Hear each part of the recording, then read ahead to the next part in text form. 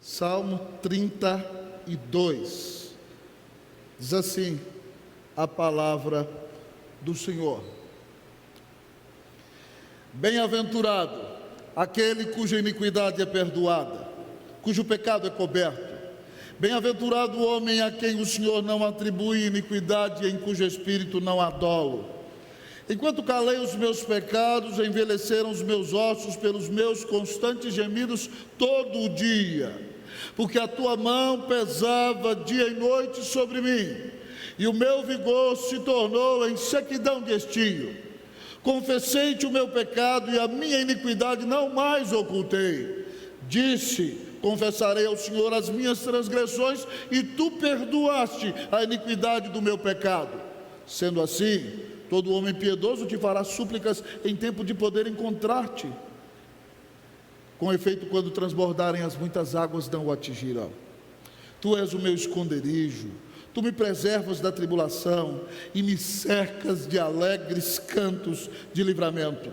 Instruir-te-ei, te ensinarei o caminho que deves seguir, e sob as minhas vistas te darei conselho. Não sejais como o cavalo ou como a mula sem entendimento, os quais com freios e cabrestos são dominados, de outra sorte não te obedecem. Muito sofrimento terá de curtir o ímpio, mas o que confia no Senhor, a misericórdia o assistirá. Alegrai-vos do Senhor, ó justos, e regozijai-vos, ó justos, e exultai vós todos os que sois retos de coração. Leiam todos comigo, 11. Alegrai-vos do Senhor e regozijai-vos, ó justos, exultai vós todos que sois retos de coração. Oremos ao Santo Deus. Pai, tu és santo, nós, pecadores, não há justiça própria em nós, não há possibilidade alguma de nossa parte de conquistar as tuas bênçãos. Elas foram conquistadas pela obra de Jesus na cruz e foram aplicadas a nós pelo poder do Espírito Santo. Obrigado, porque tu és o Deus que nos tens atraído e nos tens chamado à tua presença. Perdoa os nossos pecados nessa hora, Santo Deus, e enche-nos do teu Espírito, para que, ó Deus, ó Pai, nós sigamos adiante na caminhada cristã.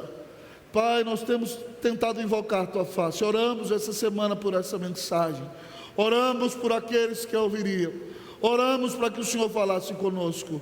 E o Senhor é bom e diz que responde toda oração, que é para a glória do teu nome. Então responde, Senhor, esta oração e fala ao nosso coração. Nós oramos em nome de Jesus. Amém, amém e amém. Podem sentar-se, irmãos e irmãs.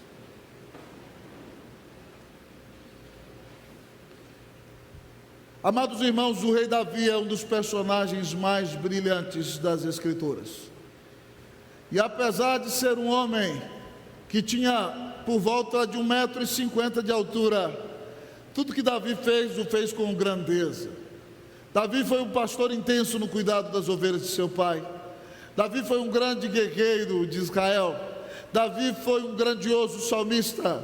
Davi era um grande pregador e profeta do Senhor. Davi foi o grande rei que expandiu as fronteiras do reino de Israel. Davi foi chamado de um homem segundo o coração de Deus. Mas Davi era um homem muito semelhante a nós. E se ele fosse brasileiro, você diria que Davi era coração na ponta da chuteira. Mas também os seus pecados foram muito grandes. Davi pecou tremendamente contra o Senhor. Em muitos aspectos não ouviu a palavra de Deus. Teve diversas mulheres, muitos filhos, ocupado com sua sucessão.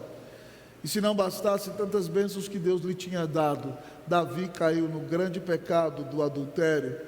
Quis encobri-lo com a mentira, envolveu-se no assassinato da esposa, do esposo da sua amante. E depois que ele foi morto pela mão dos inimigos de Davi, porque Davi o expôs à morte, ele toma a mulher e a leva para dentro da sua casa.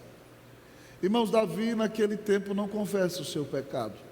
Provavelmente entre 11 meses a 12 meses, Davi agiu na maior desfaçatez, como se nada tivesse acontecido. Batseba engravidou dele. Deus disse que o menino ia morrer e o menino morreu. Mas depois daquele tempo de crise, Deus levanta o profeta Natan. E você não pode chegar diante de uma autoridade gritando e pondo-lhe o dedo na cara. Você não pode confrontar um rei de qualquer jeito, sob pena de perder sua própria cabeça. Então Natan, enviado pelo Senhor, conta uma história maravilhosa, na qual conta a história de um homem pobre com sua família, que tinha uma ovelhinha que foi criada como uma própria filha, que brincava com as crianças do lar, e do lado dele morava um homem muito rico que tinha muitas ovelhas. Vindo um viajante visitar esse homem muito rico, em lugar de tomar alguma de suas ovelhas, esse homem toma a ovelhinha do homem pobre como se lhe fosse uma filha e a mata, e oferece aos seus visitantes. Então Davi, ao ouvir a história do profeta Natan, disse: tal homem seja morto. E Natan diz ao rei: tu és o homem, foste tu quem fizeste isso. O Senhor derramou bênção sobre a tua casa, te deu as mulheres do teu Senhor, fez de você um rei abençoado e próspero, e te daria muito mais, como você cometeu tamanho pecado contra Deus. E Davi, quebrantado pelo Senhor, cai em profundo arrependimento, e é perdoado pelo Deus eterno, amados irmãos. E depois Deus lhe dá por meio dessa mulher seu filho Salomão, que foi seu substituto. Davi se arrependeu, Davi foi restaurado, Davi foi curado, Davi foi perdoado. Talvez você pecou, talvez você está na prática do pecado, e a palavra do Senhor nessa noite vai te confrontar. E se você sinceramente se arrepender e mudar a prática da sua vida que tanto desagrada a Deus, e crer no Senhor e pedir a Ele o seu perdão, você vai ser uma das pessoas mais felizes do mundo, porque este salmo diz que quem é perdoado é felicíssimo, é abençoado, é próspero, é alguém que tem paz na presença de Deus. O salmo nos apresenta a bem-aventurança do perdão, a bem-aventurança do perdão. Eu queria que você ficasse ligado na pregação, a bem-aventurança do perdão. Em primeiro lugar, o texto nos diz que o perdão traz felicidade ao coração. Ao olhar para o texto, então, aprendendo sobre a bem-aventurança do perdão, a primeira verdade que o texto diz é que o perdão traz felicidade ao coração. Vamos ler, irmãos, versículos 1 e 2? Versículos 1 e 2, eu leio 1, a igreja 2. Bem-aventurado aquele cuja iniquidade é perdoada, cujo pecado é coberto. Todos os dois? Bem-aventurado o homem a quem o Senhor não atribui iniquidade, em cujo espírito não há dolo. Davi diz que felicíssimo, próspero, aquele que marcha, é aquele cuja iniquidade foi perdoada. É aquele que teve o pecado coberto pelo próprio Deus, não encoberto por si mesmo. Ele está falando que Deus perdoa e que Deus encobre as nossas iniquidades. Ele diz que felicíssimo e abençoado é o homem a quem o Senhor não culpa por causa das suas iniquidades, dos seus pecados e do seu erro. E então, porque ele é perdoado por Deus, no seu espírito já não há dolo. Ele não é considerado culpado no tribunal de Deus, porque ele recebeu o perdão de Deus. O texto está dizendo que se você é felicíssimo, meu querido irmão, você é felicíssimo se você receber o perdão de Deus. Se você crer na salvação que há em Cristo Jesus, se você for lavado pelo sangue do Filho de Deus, você será uma pessoa bem-aventurada, uma pessoa felicíssima, uma pessoa alegre, uma pessoa que tem paz na presença do grande Deus. A bem-aventurança do perdão nos ensina que o perdão traz felicidade ao coração. Há muita gente que anda triste, deprimida, acabrunhada, entristecida, estiolada, acabada, deprimida, porque anda em pecado.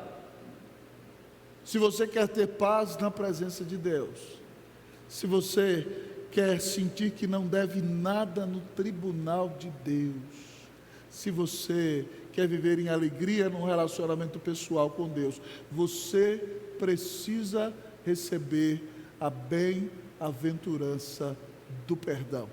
A bem-aventurança do perdão nos ensina que o perdão traz alegria ao coração. Pastor, por que Deus pode me perdoar se eu sou tão pecador? Ainda ontem no conselho nós ouvimos uma querida que está aqui nesse templo agora, falando que ela olhava para a sua vida e se sentia pecadora, tão indigna. Como é que ela poderia receber esse perdão se ela era tão pecadora? Eu sou mais pecador do que ela 1000 vezes. Até que ela entendeu que Cristo veio justamente por isso, porque nós somos terríveis pecadores. Isaías profetiza sobre isso e diz no capítulo 53, 4 e 5 de sua profecia, dizendo: certamente Ele tomou sobre si as nossas iniquidades, as nossas enfermidades, e as nossas dores Ele levou sobre si. E nós o reputávamos por aflito, ferido de Deus e oprimido. Mas Ele foi traspassado pelas nossas transgressões, moído pelas nossas iniquidades. O castigo que nos traz a paz estava sobre Ele, e pelas suas pisaduras feridas nós fomos curados. Você só pode ser perdoado porque alguém do tamanho de Deus pagou a sua dívida. Porque você merecia ir para o inferno e merecia a ira de Deus, mas de graça o Senhor te amou, a ponto de dar o Filho dele para vir a este mundo e morrer na cruz na qual você merecia ser cravado porque é pecador. Recebendo a ira eterna do Deus eterno contra o pecado, Cristo sofreu o que você merecia sofrer no inferno. Ele sofreu o ostracismo celestial, a rejeição de Deus, o peso da espada do eterno caiu sobre Ele. Por causa dos teus pecados e dos meus, Cristo foi massacrado naquela cruz. Porque nos amou, Ele pagou a nossa dívida. Então, se você crê nele, você recebe de graça a salvação, a justificação, o perdão, a adoção, a reconciliação. Você é objeto de uma imensa e gloriosa salvação. Se você entender esse amor maravilhoso, esse perdão tão grandioso, você já não terá mais peso nos seus ombros, você será cheio de paz, de alegria, e a bênção do Senhor estará sobre a tua vida. O perdão traz felicidade ao coração. Quer ser feliz? Creia em Jesus, e você então terá paz no coração, porque você viverá tranquilo, porque toda a sua dívida a Deus foi paga, e você já está justificado no tribunal de Deus. Mas pastor, como mais eu posso entender a bem-aventurança do perdão? Como entender que eu sou bem-aventurado porque Deus me perdoou? Como experimentar essa felicidade? A segunda lição que o texto nos ensina a nos mostrar a bem-aventurança do perdão é que a falta de confissão leva à depressão. A falta de confissão leva à depressão. Vamos ler os versículos 3 e 4. Diz assim o texto, leamos todos juntos. Enquanto calei os meus pecados, envelheceram os meus ossos pelos meus constantes gemidos todo o dia, porque a tua mão pesava dia e noite sobre mim, e o meu vigor se tornou em sequidão de estio. Davi conta para nós, irmãos, como foi a experiência que ele viveu. Naqueles 11 meses em que ele continuou com a sua postura de crente, mas estava longe do Senhor. Ele conta para nós que enquanto ele calou os seus pecados, os seus ossos se envelheceram. Parece que os seus ossos estavam podres. Ele vivia com o peso do pecado sobre si. Ele vivia gemendo o dia inteiro. Ele sentava, ele andava, a angústia apertava o seu peito, ele tinha um peso sobre si. Ele nos conta que os seus ossos estiveram como que apodrecidos, e a sua alma cheia de angústia, e ele gemia o dia inteiro, porque a mão de Deus pesava dia e noite sobre ele. Ele estava em pecado, ele estava longe de Deus, ele não tinha se arrependido, e é como se o Deus eterno o fosse esmagando. Você pode suportar o peso da mão de Deus? Davi nos diz então, irmãos, que a mão do Senhor pesou sobre ele, e o seu vigor se tornou em sequidão de estio.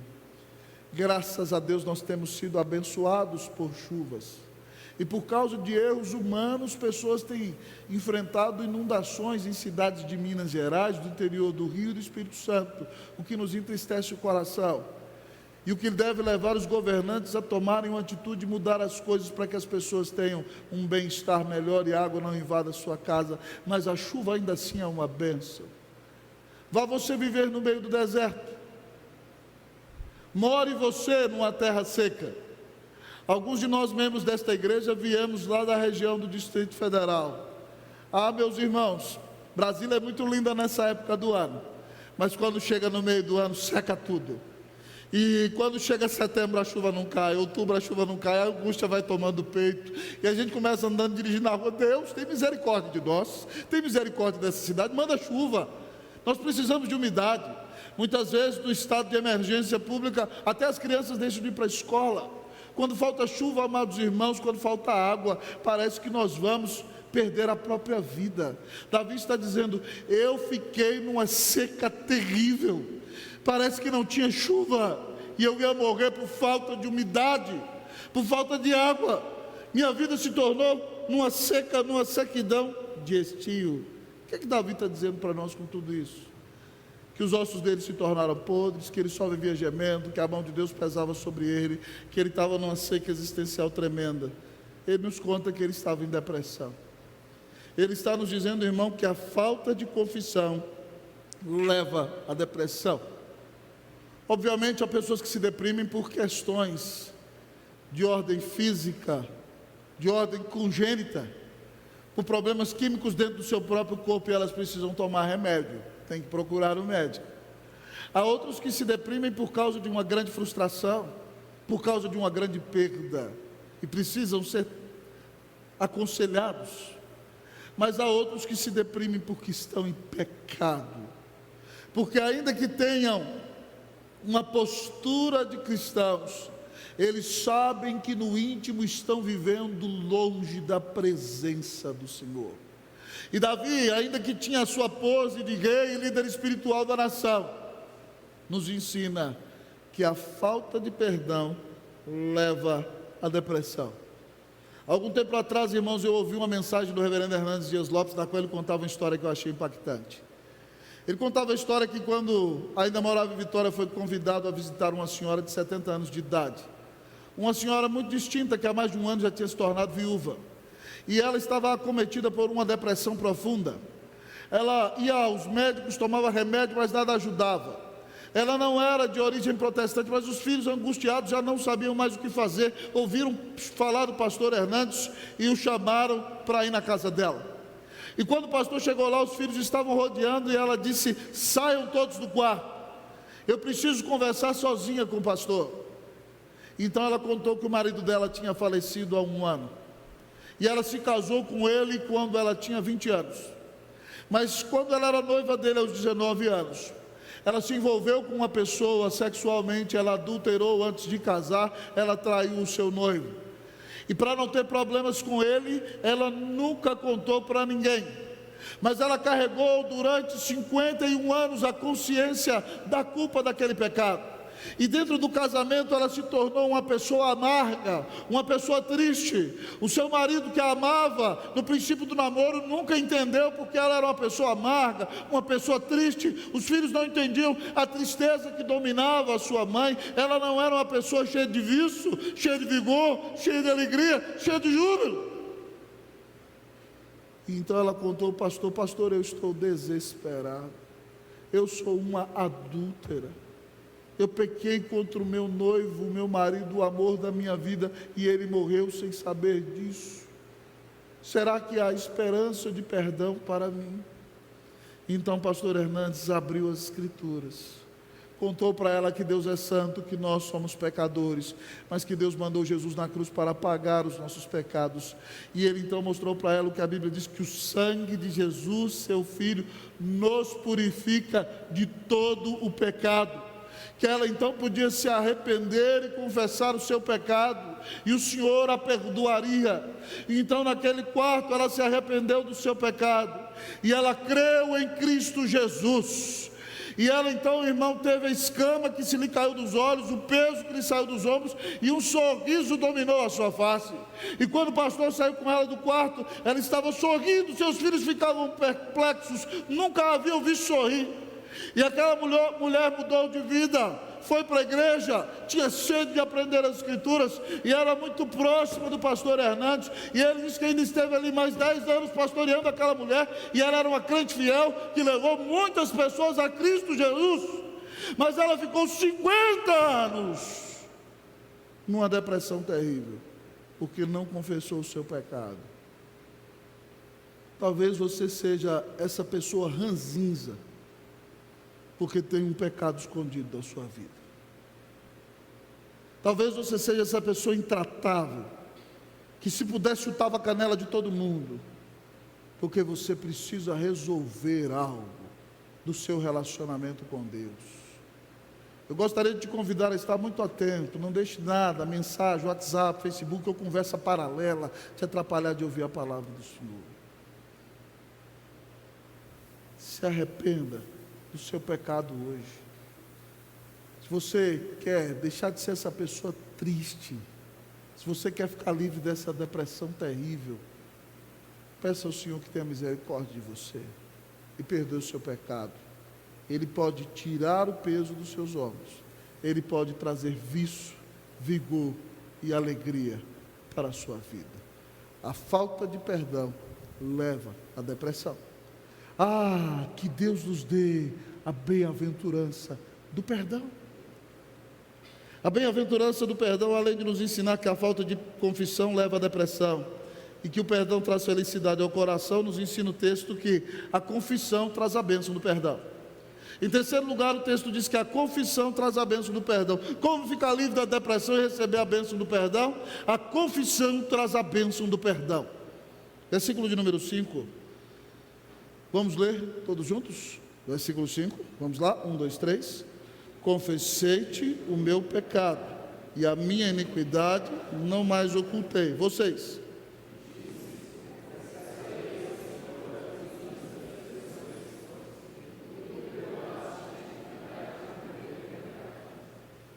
Davi disse, eu vou confessar o meu pecado. Ele diz, confessei-te o meu pecado, a minha iniquidade eu não mais escondi. Irmão, Deus sabe que você é pecador, e Deus não se assusta com o seu pecado. O que Deus não gosta é da hipocrisia que você muitas vezes tem vivido, de pecar e colocar um pano por cima e achar que você pode encobrir o seu pecado e dizer, eu não fiz nada. Deus sabe que você é pecador, Deus sabe que você vai tropeçar. O que Deus quer é a sinceridade do seu coração e o reconhecimento do seu pecado, e que você o confesse na presença de Deus. O segredo, irmão, com o pecado não é encobri-lo, mas é descobri-lo na presença do Senhor. Davi diz que quando confessou o seu pecado e não ocultou sua iniquidade, ele disse a si mesmo, confessarei ao Senhor as minhas transgressões. E ele confessou. Se você der uma lida no Salmo 51, é uma confissão belíssima. Ele reconhece o seu pecado. E então ele diz que quando ele fez aquela confissão, o Senhor perdoou a iniquidade, a podridão, a sujeira, a maldade do seu pecado. Irmãos, nós não podemos encobrir o nosso pecado, nós temos que abri-lo na presença de Deus. A Bíblia diz em Provérbios 28:13 que o que encobre as suas transgressões jamais prosperará. Mas a Bíblia diz que aquele que as confessa e deixa, alcançará misericórdia. Irmãos, eu sou pastor ordenado já no 20º ano. E estou servindo ao Senhor a tempo integral, pregando em muitos lugares já há 25 anos. E em muitos momentos de disciplina, irmãos, eu já pude confrontar homens, mulheres que diziam, eu não tenho pecado algum. Está tudo bem comigo, não fiz nada de errado. Até que você coloca uma foto da pessoa e mostra para ela que ela está em pecado. E de repente então, você vê quem é verdadeiramente cristão quando a pessoa cai em si e se arrepende do seu pecado. Há alguns que começam a buscar justificativa. Não, mas minha mulher não fez desse jeito. Não, tal pessoa não cuidou de mim. Não, ninguém se lembrou de mim. Começa a correr e tentar justificar seu próprio erro. Mas o verdadeiro crente, quando o amado irmão é apanhado no pecado, ele chora, ele se arrepende, ele é transformado em sua vida. Certa feita, irmãos do ministério, o Senhor nos fez disciplinar uma pessoa que caiu em pecado, um pecado de traição. Alguém da sua família encontrou no carro e bateu nele enquanto ele cometia aquele pecado. E ele foi entregue para a pessoa a qual amava, que se separou dele, e foi levado ao conselho da igreja e foi disciplinado. Mas depois que aquele irmão foi disciplinado, muitos irmãos da igreja se afastaram dele, e ele sentiu então o peso do seu pecado, e foi humilhado, e chorou na presença do Senhor, e começou a ler a Bíblia como nunca. E em 6 meses de disciplina, aquele homem memorizou capítulos inteiros da Bíblia. E foi acompanhado por mim e por 2, 3 presbíteros da igreja, que nos reuníamos, orávamos, e nós experimentamos o arrependimento daquele irmão. E quando ele foi ao conselho, ele agradeceu por ter sido pego em seu pecado, ter sido disciplinado, porque a vida dele foi transformada. E depois de 1 ano, ele foi restaurado as suas funções na igreja, foi restaurado e foi ensinado, foi preparado para ser um pregador. E 1 ano e meio depois, a pessoa contra quem ele tinha pecado perdoou, voltou para ele, e até hoje eles estão juntos, e esse moço dá bom testemunho para a glória e para a honra do nome de Jesus. O objetivo, irmão, da disciplina de Deus não é só expor você, não é acabar com você, é mostrar para você que o pecado destrói a sua vida, o pecado acaba com a sua comunhão com Deus, o pecado te afasta da presença do Senhor. Se você continua na prática do pecado, talvez você não tenha Jesus no coração, e ainda que venha à igreja, está caminhando a passos largos para o inferno.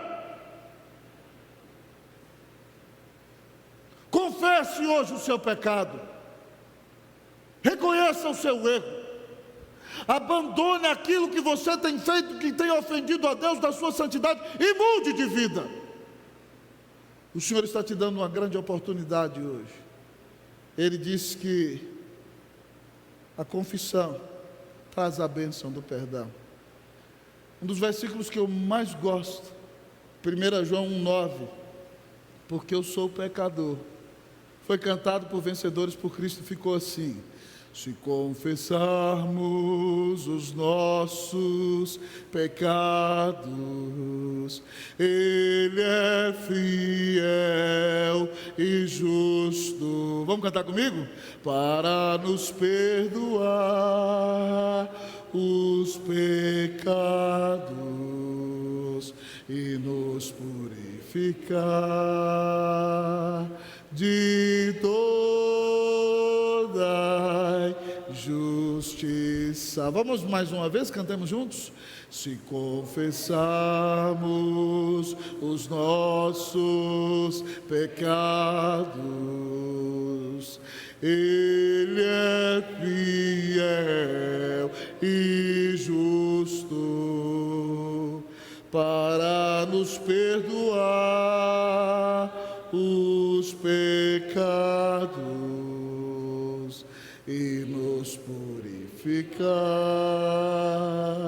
de toda justiça. Você quer o perdão de Deus? Você quer o perdão? Você quer a purificação? Você quer a libertação e a transformação? Oh, rasgue hoje teu coração e derrame tua alma na presença de Deus em sincera confissão. Ah, meu amado irmão, a confissão traz a bênção do perdão. Que Deus te dê a bem-aventurança do perdão. Pastor, mas que mais eu posso receber com essa felicidade maravilhosa e incomparável que é fruto do perdão? A bem-aventurança do perdão nos ensina, irmãos, que o perdão motiva o coração. O perdão motiva o coração. Nós vamos ler versículos 6 e 7. Vamos ler todos juntos, numa só voz. Sendo assim, todo homem piedoso te fará súplicas em tempo de poder encontrar-te. Com efeito, quando transbordarem muitas águas, não o atingirão. Tu és o meu esconderijo, tu me preservas da tribulação e me cerca de alegres cantos de livramento. Porque Deus, amado irmão, nos faz felizes quando somos perdoados, porque Ele nos leva à depressão quando pecamos, quando Ele nos dá a bênção da confissão, Ele nos cura e nos dá a restauração e nos dá perdão. Por causa disso, irmãos, nós aprendemos que o perdão motiva o coração. Davi diz assim: por causa disso, todo crente que é pecador justificado e é piedoso te fará súplicas. Porque o Senhor perdoa, todo mundo vai orar ao Senhor. E aí ele diz para nós no versículo: em tempo de poder encontrar-te. Você que é pecador pode buscar a Deus. Davi foi perdoado, eu fui perdoado, todos os cristãos de todos os tempos foram perdoados. Se você é crente, faça suas súplicas, você encontrará o Senhor. E Davi diz então: quando transbordarem as muitas águas, é certo que não o atingirão. Quando as enchentes da vida chegarem à sua porta, você será protegido, porque você é amado, você é perdoado, você foi comprado pelo sangue de Cristo. E Davi por isso diz: Senhor, tu me preservas da tribulação e me cercas de alegres cantos de livramento. Davi sabe que é protegido, as enchentes da vida não destruirão, ele foi perdoado, ninguém o arrebata das mãos do Senhor. E agora a vida dele é marcada por cânticos de louvor, e para a glória e para a honra do nome do Senhor Jesus. Louvado seja Deus, porque o perdão motiva o coração. Irmãos, uma grande prova disso é aquele encontro que Jesus tem com Simão Pedro, amados irmãos, filho de João, no dia em que ele voltou a pescar. Pedro negou o Senhor Jesus 3 vezes. O Senhor disse que ele negaria, ele disse: eu jamais, essa ralé aí poderia negar o Senhor, mas eu sou o cara, eu de jeito nenhum nego o Senhor. E o Senhor disse para ele: antes que o galo cante 3 vezes, você vai me negar. E quando o galo cantou, Pedro tinha negado Jesus 3 vezes, e o Senhor olhou para ele, ele saiu para chorar amargamente. No domingo o Senhor ressuscitou, apareceu no meio dos discípulos, mas você não vê Pedro perto do Senhor. Pedro era o primeiro a falar, era o primeiro a se aproximar, mas agora ele ficou meio reservado. E mesmo sabendo que o Senhor ressuscitou, ele falou assim: esse negócio de ministério pastoral não dá para mim, estou fora, vou voltar a pescar. Voltou para Galileia, ele era o líder do colégio apostólico, outros 6 colegas estavam com ele na pescaria. E quando ele está, amados irmãos, a mais ou menos 200 metros da praia, o Senhor Jesus grita da beira. Eles tentaram pescar a noite inteira, não pegaram nada. Filhos, filhos, filhos. Imagine o Senhor Jesus: filhos, tem aí alguma coisa que comer? E eles: não, nós não pegamos nada. Jogai a rede à direita do barco. E eles, a rede caiu. Quando eles pegaram a rede, o barco estressou, quase rodou. E todos tiveram que se juntar e foram puxando o barco. E de repente, grandes 153 peixes estão ali dentro do barco. O barco está quase afundando. Pedro olhou para João, lembrou da pescaria antiga milagrosa no dia em que ele se converteu, virou para João e falou: é o Senhor. João falou: é mesmo. Pedro então, que estava seminu, botou a roupa, pulou na água e foi se encontrar com Jesus. E os demais vieram puxando a rede. E quando eles chegaram lá, irmãos, eles não tinham peixe. Jesus já estava assando os peixinhos para eles comerem. Obviamente ele é o Senhor dos peixes, ele bota a mão na água e os peixes vêm na mão dele. E então os peixes estavam ali sendo preparados, amados irmãos, e eles se sentam, e todos sabem que é Jesus que preparou para eles um peixinho, está comendo com eles. E Jesus pergunta para Simão: Simão, filho de João, tu me amas mais do que esses outros? E ele diz: Senhor, tu sabes que eu te amo. Mas Jesus pergunta se ele o ama sobre todas as coisas, e a palavra grega que Pedro usa para responder é mais ou menos: Senhor, o Senhor sabe que eu gosto muito do Senhor. Ele está quebrado, ele agora não vai dizer que ele ama muito. E aí Jesus fala para ele: pastorei as minhas ovelhas. E aí então Jesus pergunta de novo: Simão, filho de João, tu me amas? E ele responde: Senhor, tu sabes que eu gosto muito de ti. Essa é a palavra grega que ele usa. Mas Jesus ainda o restaura e o motiva dizendo: pastoreia os meus cordeiros. E terceira vez Jesus pergunta para ele, porque ele negou Jesus 3 vezes: Simão, filho de João, tu me amas? E Pedro ficou triste, porque Jesus perguntou para ele 3 vezes. Mas aí na sua confissão de fé ele reconhece que Jesus é Deus. Ele disse: Senhor, tu sabes de todas as coisas. Só quem sabe de todas as coisas é Deus. Pedro, perdoado, reconhece que Jesus é Deus. E ele diz: Senhor, tu sabes que eu gosto muito de ti. Eu não te amo como deveria amar. Eu sou um pecador. Mas Jesus diz para ele: apacenta as minhas ovelhas. Quando Jesus nos perdoa, irmãos, Ele não nos deixa entregue à própria sorte, mas Ele nos envolve em sua obra, e Ele nos motiva a ser uma bênção, e Ele diz: eu vou usar a sua vida, apesar de você ser pecador miserável, para abençoar o meu povo, para cuidar das minhas ovelhas, para restaurar a minha igreja. E Pedro, que tinha negado ao Senhor, se levanta dali. E quando o Espírito Santo vem num sermão, ganha 3.000 almas para Jesus, do outro ganha 2.000. Louvado seja o nome do Senhor, porque o Senhor, além de te salvar, ainda que você não mereça nada, Ele quer usar você. Ele quer usar a sua vida para fazer toda a diferença nesse mundo. Ele quer usar a sua vida para que pessoas ouçam do amor de Deus. Ele quer usar a sua vida para que outras pessoas recebam o perdão que você recebeu. Eu sei que você é indigno, eu também sou, mas Ele nos perdoou, e Ele quer usar a nossa vida para fazer toda a diferença nesse mundo. Então levante-se e pregue o Evangelho, levante-se, ore por pessoas, levante-se e aconselhe os que necessitam, levante-se e diga ao pecador que há perdão, a salvação, a vida eterna, a reconciliação para Ele em Cristo Jesus. O perdão motiva o coração. Deus vai usar a sua vida para ser uma grande bênção, para a glória e para a honra do nome de Jesus. Levante-se, anuncie o Evangelho, e você verá pecadores sendo perdoados por Jesus. Louvado seja Deus pela bem-aventurança do perdão. Mas nesses domingos à noite eu estou me dedicando à exposição de salmos inteiros, e o nosso salmo nos diz que nós somos felizes, aleluia, porque somos perdoados.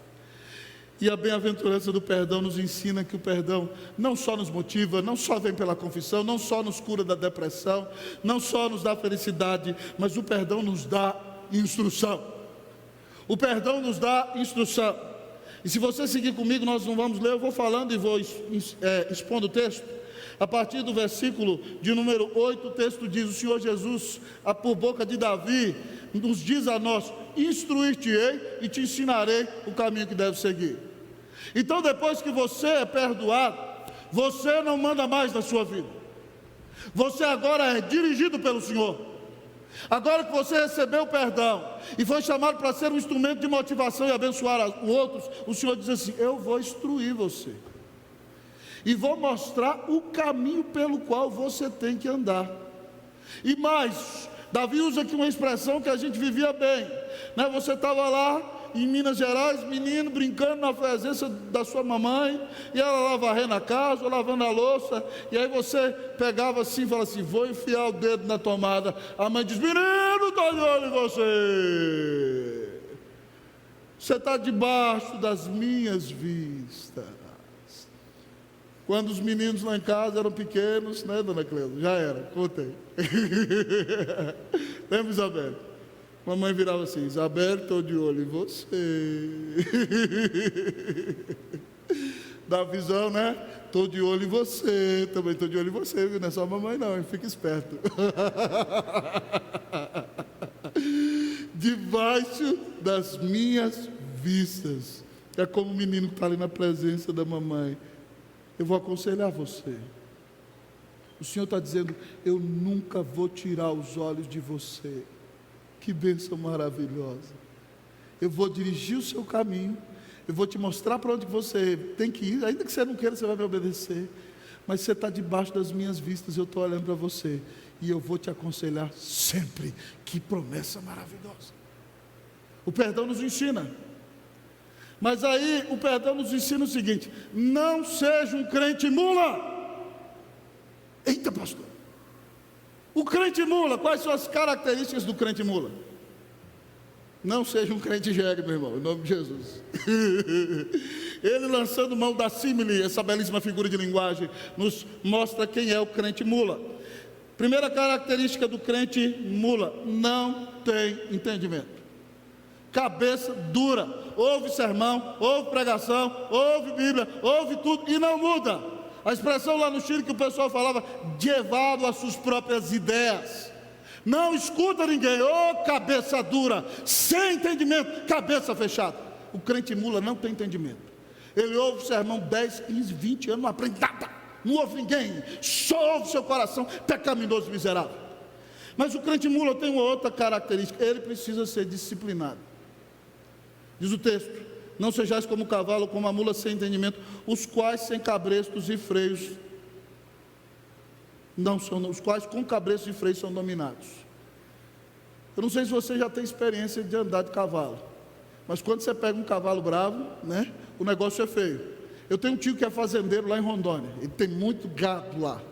Eu já estive lá na região dele pregando algumas vezes. E quando ele foi casar, eu tinha 9 anos, nós fomos uma caravana, meus tios de Brasília e do interior. Foi uma viagem para Rondônia, irmão.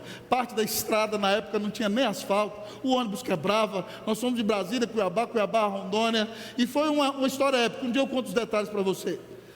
Para chegar na fazenda dele, Rondônia naquela época, Rondônia hoje parece mais Minas Gerais, mas naquela época tinha muita árvore, tinha muita coisa. Nós tivemos que atravessar uma ponte em cima daquilo que lá em Minas Gerais nós chamamos de pinguela. Você não sabe nem o que é isso, né? Nós atravessamos em cima da pinguela, muitos metros altos, o rio estava cheio, a ponte quebrou. No caminho a gente viu até jacaré, para você ter ideia, para chegar na fazenda. Mas quando chegou lá na fazenda do meu tio, ele tinha uma égua chamada Índia. E eu tinha 9 anos, montei na Índia e dei uma volta tranquilo. Mas depois tinha um cavalo chamado Valente.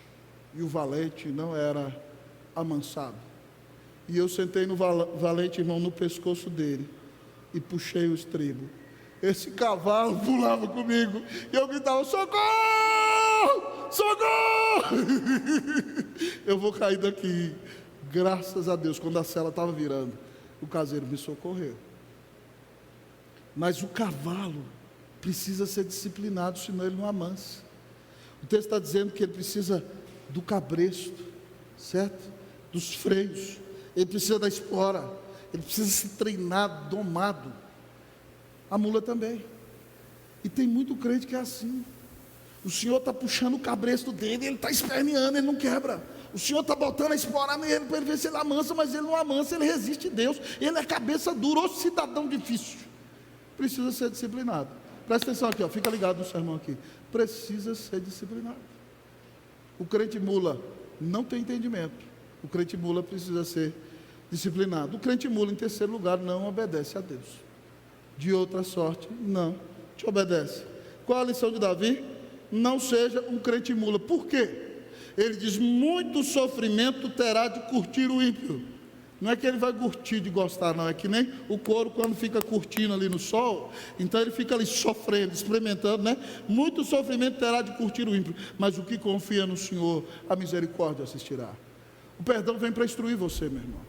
Então preste atenção, você não se pertence mais. O Senhor diz que vai te instruir, vai te mostrar no caminho que você tem que ir. Graças a Deus Ele te ama, vai sempre olhar para você, vai te dar o conselho certo que você precisa na hora certa. E diz para você: não seja um crente mula, sem entendimento, que não ouve ninguém, que precisa ser disciplinado e nunca obedece a Deus. Que Deus te livre de ser um crente mula, em nome de Jesus, amém, meu irmão? Que você quebrante esse coração duro, que você se arrependa, que você mude de vida, em nome de Jesus, amém. Não gostou não, mas é a Bíblia que está falando. Conserta a cara. Tem muita gente: crente mula, como é que o reverendo fala isso comigo? Eu sou uma pessoa ilustre. Toma jeito, meu irmão. É a Bíblia que está falando, ela é inspirada. Se você resistir é porque é crente mula mesmo.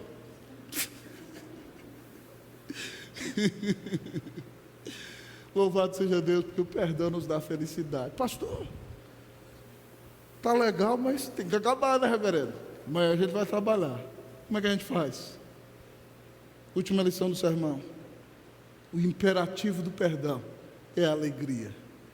Quando você recebe a bênção do perdão, você experimenta que o imperativo do perdão é a alegria. Vamos ler versículo 11 todos juntos?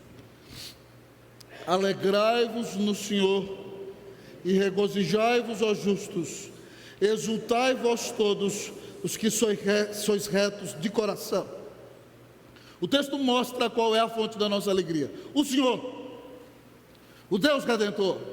Então, a fonte da sua alegria não é uma conta gorda cheia. A fonte da sua alegria não é como as pessoas te tratam. A fonte da sua alegria não é que você está subindo de posto no seu emprego. A fonte da sua última alegria nem é seu marido e seus filhos, ou sua esposa. Você pode até se alegrar com eles, mas você não se coloca no lugar de Deus. A sua alegria última, e por isso ela é perene, é o Senhor. Alegrai-vos no Senhor. Ele é a fonte da sua alegria. Ó justos, é para os crentes, vós todos os que sois retos de coração, você que foi salvo, foi lavado e crê em Jesus, o imperativo de Deus para a sua vida é a alegria. Cristo amou você, Ele deu a vida na cruz por você. Andar triste e acabrunhado é uma ofensa ao Senhor. Irmãos, as pessoas que trabalhavam na presença dos reis da Pérsia, se elas ficassem tristes, elas iam para a cadeia. E se elas voltassem e continuassem tristes, elas seriam assassinadas. Porque eles se consideravam reis muito dadivosos. É por isso que no dia em que Neemias fica triste na presença do rei Artaxerxes, Artaxerxes pergunta: o que você tem? É tristeza de coração. E Neemias tem medo. Ele disse que ficou com medo. Ele falou assim: Deus me ajuda, me abençoa, que eu vou falar com esse homem agora. Não era permitido ficar triste na presença do rei da Pérsia. Jesus é o rei dos reis. Ele amou você, Ele morreu na cruz por você, Ele ressuscitou, Ele te cobre de bênçãos. Ficar triste na presença dEle é ingratidão. Alegrai-vos no Senhor, justos, crentes, lavados no sangue do Cordeiro, retos de coração. Isso é tão importante que preste atenção num versículo tão pequenininho. O texto usa 3 palavras para alegria. Fique comigo na exposição. Diz assim: alegrai-vos, regozijai-vos, exultai. Seja cheio de alegria, não só isso, que essa alegria transborde em você, mas que você exulte, pule, grite, louve a Deus por essa alegria tão maravilhosa. Meu irmão, quando Cristo é a alegria do nosso coração, ninguém nos tira a alegria, porque a nossa alegria vem do Senhor Jesus. Então, ainda que você passe por momentos difíceis, ainda que você se entristeça, mas o seu coração é alegre, porque a sua alegria não depende das circunstâncias, não depende da situação econômica do país, não depende de quem está no governo, não depende da maneira que te tratam. A sua alegria está no Senhor. Quando eu era pequeno a gente cantava: alegrai-vos sempre no Senhor. Tá ruim, vamos lá. Alegrai-vos sempre no Senhor. Alegrai, alegrai. Alegrai, alegrai. Alegrai-vos sempre no Senhor, alegrai-vos no Senhor. Isso está lá em Filipenses 4:4. Alegrai-vos sempre no Senhor. O Elisa está cantando ali em grego: Orarete in Kyrios, pantoté, pantarru, pantor. Se alegre no Senhor. Jesus é a última alegria da sua vida. Irmãos, nós somos falhos. E quando as coisas acontecem de maneira que nós não desejamos, nós nos entristecemos. Mas logo o Senhor nos faz atinar e nos faz entender que nada pode suprir a alegria do nosso coração, senão o grande amor que Cristo tem por nós. Então, se você tem andado deprimido por causa das circunstâncias, nessa noite se arrependa do seu pecado, creia no que Jesus fez. Confesse a Ele o seu pecado, receba o seu perdão, reaja com gratidão, exulte na grande salvação e saia para proclamar essa grande reconciliação. Pastor, como ter a alegria do perdão? Creia em Jesus e em sua salvação. Confesse hoje a sua transgressão, receba a bênção do perdão. Reaja com grande gratidão. Regozije-se na grande salvação. Saia daqui para proclamar a restauração, a reconciliação. Que Deus te dê a bênção, a alegria, a felicidade, a bem-aventurança do perdão. Que o Senhor perdoe os seus pecados, em nome de Jesus. Amém.